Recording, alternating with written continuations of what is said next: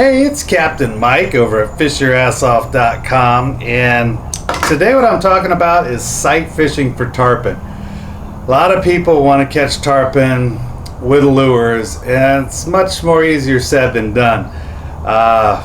Tarpon are a very, very fickle creature.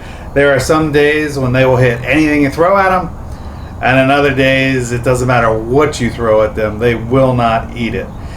But when I see people out there trying to sight fish for them, they all usually make the same mistake. So I'm going to cover the do's and don'ts of how to catch these tarpon. So just to maximize, maybe make it a little easier for you. All right. So here's your gulping tarpon. He's heading this way. You always want to meet him from one of these angles like this in front of him. You want to lead him by maybe 10 or 12 feet. So anything from, say, a 45-degree angle to where he's at to maybe a 90-degree angle, perpendicular angle. Those are the good angles that you want to meet this fish at. What you do not want to do is cast over the tarpon. So you never want to cast at them from behind.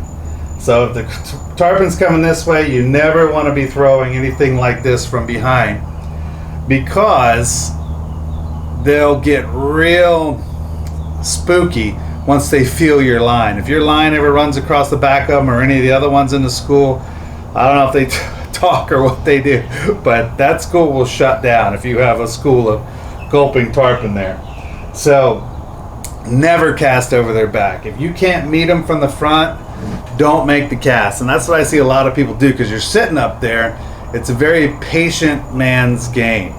You're just sitting there, you're just waiting, and you're waiting, and you're waiting. You're like, oh, there's one.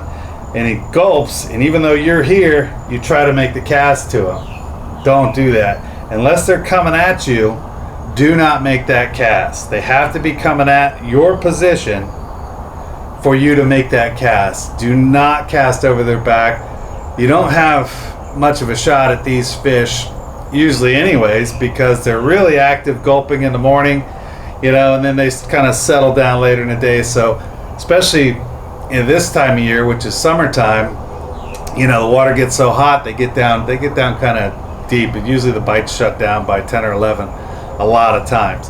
So you want to make every one of your casts count. So you got to be very patient. You need a very accurate cast to get to these fish. So that's your key to actually getting your presentation in front of the fish. But now I want to show you what to present in front of the fish. These are my favorites. Lots of people have different favorites, or they have sponsors or something. I don't have any sponsors. I'm just going to show you the ones that I use the most. So this is a bait buster. This is a DOA bait buster right here. And this is the trolling version. You don't troll with them though. I don't. It's just they're heavier, so you can get it further. So you can catch the bigger tarpon with this on heavier tackle, because you can actually cast this thing. It's really heavy. Same with this. This is called the Big Ones Terrorize right here. And it's a much heavier version of the regular Terrorize. And again, these are all DOA products. I'm not sponsored by DOA. They're in Stewart, and I like supporting the local people. A big swim bait like this, I don't know who makes this one. I found them at Walmart. They're cheap, but they're really great for tarpon, sight fishing, and snook like this one too, off the beach. So that's another good one. And some days, these tarpon do not want any sort of swim bait type thing. So you have to be super finesse waiting to cast to them. And on those days, try the DOA shrimp. All right? So the DOA shrimp is one of those lures you're going to cast out there and do nothing. So your tarpon's coming like this. You're going to lead them with this one by maybe 5 or 6 feet, and you literally just let it drop. And if they're going to eat it, usually they eat it within a few seconds of it hitting the water and dropping. You don't do anything with it. Every now and again, I might give it an extra one twitch, and if they don't hit it, that's it. The cast is over. Wait for the next one. So you really have to be patient. This is a patient angler's game if you want to sight fish for tarpon. But I'm telling you, you're gonna love it. It's a very addictive type of thing. Sight fishing for the apex sport fish in inshore waters here in Florida. So, you know, that's the game. If you're patient enough to do it, you're gonna have a great day. It might be your best day you had, or it might be your most frustrating day because you've thrown it 40 fish and none of them have taken the bait.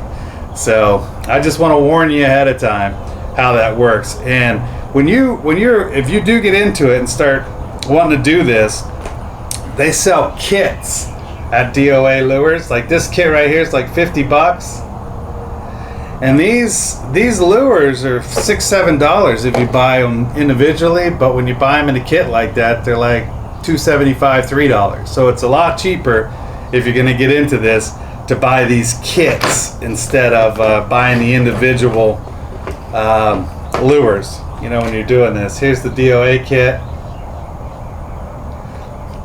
And I do these charters. I do a tarpon only charter, where you're just sight fishing for tarpon with lures. It's a first light 4-hour charter. So if you're ever in Fort Pierce or Vero Beach, come see me and I'll just take you out and we'll do this on my boat. But these are the rules. Just because you follow all the rules doesn't mean you're going to catch fish. Some days no one in the world could catch these fish. So be warned. I hope you enjoyed this and I hope you learned something.